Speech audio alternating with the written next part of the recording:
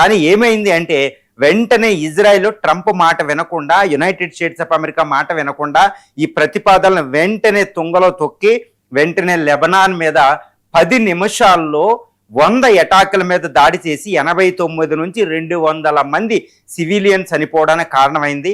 అంతకు ముందు దాడి సెంట్రల్ బీరూట్ అంటే లెబనాన్ రాజధాని బీరూట్ మీద అటాక్ చేయడం జరిగింది. ముఖ్యంగా హిజ్బుల్లా తీవ్రవాదుల్ని మేము చంపామని చెప్తున్నారు. కానీ లెబనాన్ చెప్పేది, ఇంటర్నేషనల్ ఆర్గనైజేషన్ చెప్పేది ఏంటంటే అక్కడ సివిలియన్స్ మరణించారు ఎక్కువగా ఇజ్రాయెల్ దాడుల్లో అని తెలుస్తుంది. ఇజ్రాయలీ ప్రైమ్ మినిస్టర్ ఏమంటున్నారంటే ఎట్టి పరిస్థితుల్లో కూడా ఈ బెంజమిన్ నెతన్యాహు ఆయన నేను లెబనాన్ మీద మేము చేసే దాడిలో పీస్ఫుల్ కండిషన్స్ లేదు, శాంతి ఒప్పందం సీజ్ ఫైర్కి సంబంధం లేదని ఆయన చెప్తున్నారు. ఇంక్లూడ్ ట్రంప్ కూడా దాన్ని ఒక రకంగా చెప్పబోయారు. వెంటనే ఇరాన్ ఏం చేసిందంటే మీరు తుంగలో తొక్కారు కాబట్టి సరే నేను హార్మూజ్ స్ట్రైట్ క్లోజ్ అనుకుంటూ హార్మూజ్ స్ట్రైట్ని క్లోజ్ చేయడం జరిగింది.